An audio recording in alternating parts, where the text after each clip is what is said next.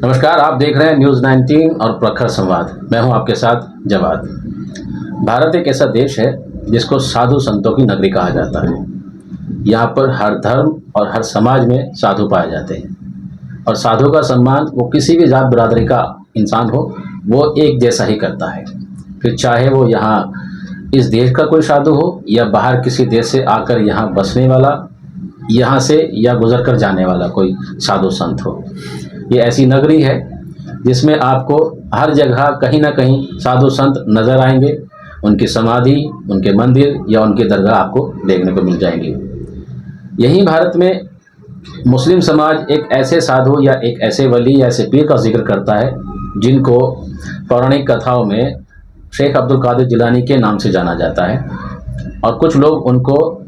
दस्तगीर गौसे आज़म के नाम से भी मानते हैं। और आज जो हम यहाँ बैठे हैं, हम हुज़ूर मसीह मिल्लत काज़ी कुज़ात के साथ मौजूद यहाँ पर हैं। हमारा आज का मौजू सिर्फ ये है कि गौसे आज़म से एक तारीख़ मंसूब की जाती है, यानी कि उनसे एक तारीख़ को जोड़कर बात किया जाता है जिसको 11वीं की तारीख़ बोलते हैं। तो हम यह जानना चाहेंगे काज़ी कुज़ात हुज़ूर मसीह मिल्लत से कि इस 11वीं तारीख़ की हकीकत क्या है और यहाँ से इसकी अहमियत क्या मायने रखती है। हज़रत अस्सलाम वालेकुम। वालेकुम सलाम। हज़रत, सवाल तो आपने सुन ही लिया, लेकिन मैं फिर भी एक बार वापस से दोहरा देता हूँ कि मुस्लिम समाज में जो लोग हैं जो 11वीं शरीफ मनाते हैं, ये गौस पाक से जिसको मंसूब करते हैं, इस 11वीं शरीफ की हकीकत क्या है? बिस्मिल्लाहिर्रहमानिर्रहीम। 11वीं की हकीकत सिर्फ इतनी सी है कि शेख अब्दुल कादिर जिलानी, सैयद अब्दुल कादिर जिलानी, शेख इसलिए कहते हैं कि उस दौर के तमाम पीरों के, जो उस दौर के पीर थे जी, शेख थे, उनके ये शेख थे। शेख कहते हैं उन सब के बड़े को, उस्ताद को,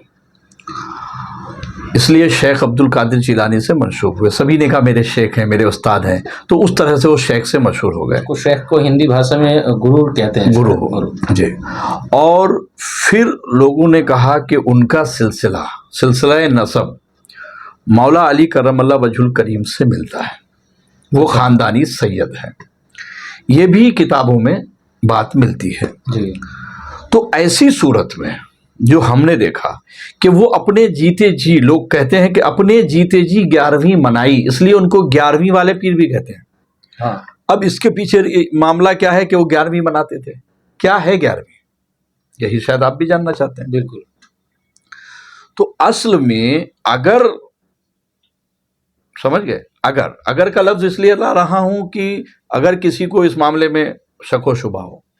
तो वो खानदानी नस्बन वो सैयद है, उसके ऊपर से वली और पीर होने के लिए मौलाए कायनात का गुलाम होना जरूरी है। बिल्कुल। मौला अली करमल्ला वजहुल करीम की गुलामी, उनकी गुलामी का पट्टा गले में डाले बगैर कोई भी इंसान वली नहीं हो सकता। जी। ठीक। तो अगर गुलामे अली है इस निस्बत से भी, और अगर सोने पे सुहागा ये है कि वो अगर निस्बतन सैयद हैं, औलादे मौलाए कायनात हैं, तो इन दोनों निस्बतों से अब डबल मामला ये हुआ कि खुद वो आशिक, जानेसार, सब कुछ दिलो जान से अगर हज़रत इमाम हुसैन अलैहिस्सलाम के गर्विदा नहीं होंगे तो उनकी वलायत पर कोई ठप्पा लगने वाला नहीं। तो इसलिए चूंकि हज़रत इमाम की शहादत चांद की 10 तारीख को है और जैसे ही शहादत का दिन गुजर के कई घंटे आगे बढ़ते मगरिब का वक्त आता है तो 11वीं लग जाती है, 11वीं की तारीख लगती है। तो असल मकसद यह है कि शेख अब्दुल कादिर जिलानी ने, बगदादी रहमतुल्लाह अलैह ने,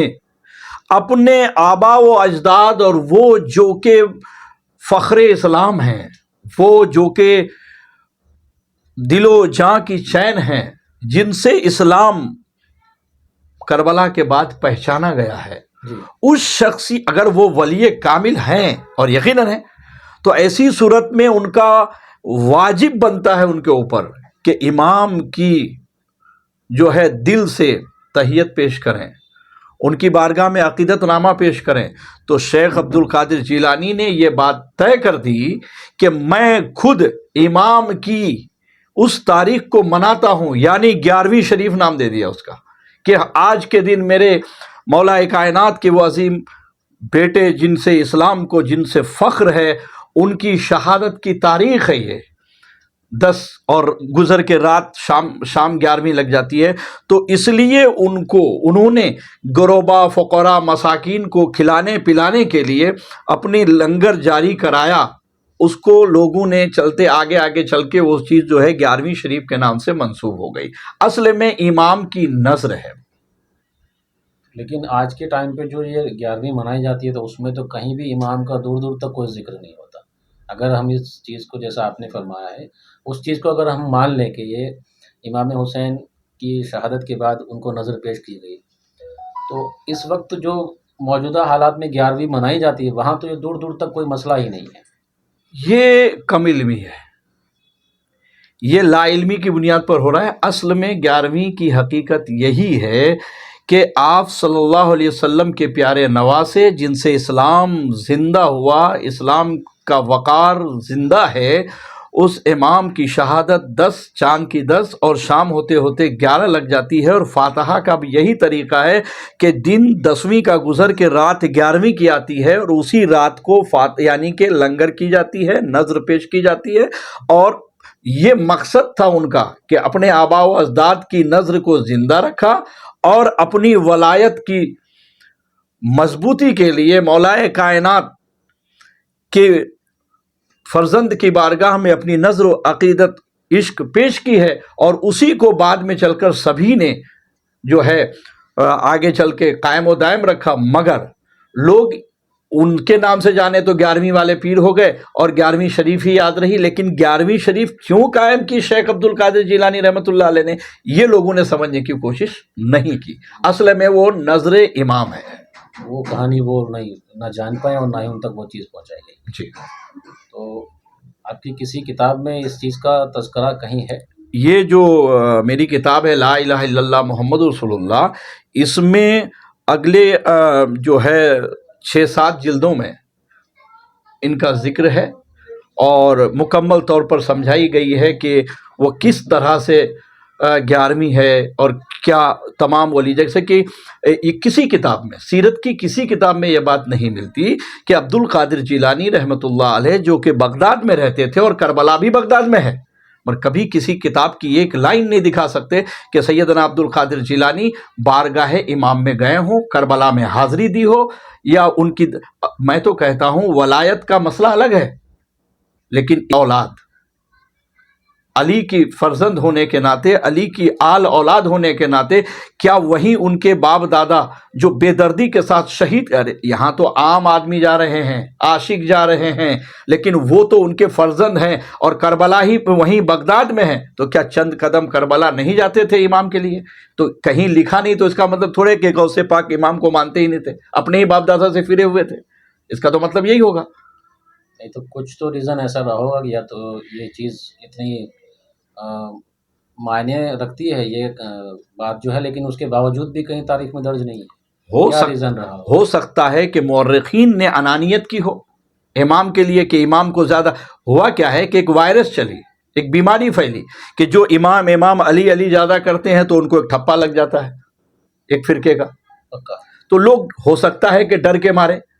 اپنی ذات بچانے کے لیے اس طرف وہ معاملات لکھے ہی نہیں، کہیں لوگ یہ نہ سمجھ لیں کہ پیرانے پیر بھی جو ہے فلاں فرقے کے ہو گئے، تو اس لیے ان سارے چیزوں کو کم کرنے کے چکر میں کتابوں میں نہ لکھی گئی ہو، یہ بھی امکان ہے، ہو سکتا ہے، کیونکہ کسی بھی چیز کی امید کی جا سکتی ہے اور نہیں بھی کی جا سکتی، کیونکہ کوئی بھی ولی دربار میں جا رہے ہیں، اس پیر سے مل رہے ہیں، اس پیر سے لے رہے ہیں، وہاں سے فیض حاصل کر رہے ہیں، وہاں سے فیض کا زہر نصیب مقدر کے سکندر ہے، وہ جو خود کربلا، جس شہر میں جس ملک میں کربلا ہے وہاں کے وہ واسی ہیں، اور خود ان کی اولادوں میں سے ہیں جیسا کہ کہا جاتا ہے، تو کیا وہ امام کے بغیر، ان پر آنسو بہائے بغیر، ان کے دربار میں حاضری دیے بغیر، ان سے فیض لیے بغیر، کیا وہ اس دور کے پیرانے پیر ہوئے ہوں گے؟ نہیں ضرور گئے ہوں گے، کیونکہ ایک ولی سے تو توقع نہیں کی جا سکتی کہ وہ پھر اتنے بڑے مقام پہ ہونے کے باوجود بھی سلامی پیش کرنے نہ جائے۔ بہرحال آپ نے 11ویں کا جو یہ کہانی بتائی ہے، اس کے پیچھے کی اصل وجہ جو ہے بہت خوبصورت رہی ہے، اور جو لوگ 11ویں کو ایک دوسرے نظریے سے لے کے جاتے ہیں ان کو بھی شاید اس کا جواب مل گیا ہوگا۔ تو اس نشست میں ابھی فی الحال اتنا ہی، اگلے بار پھر حاضر ہوں، تب تک کے لیے شب بخیر، جے ہند۔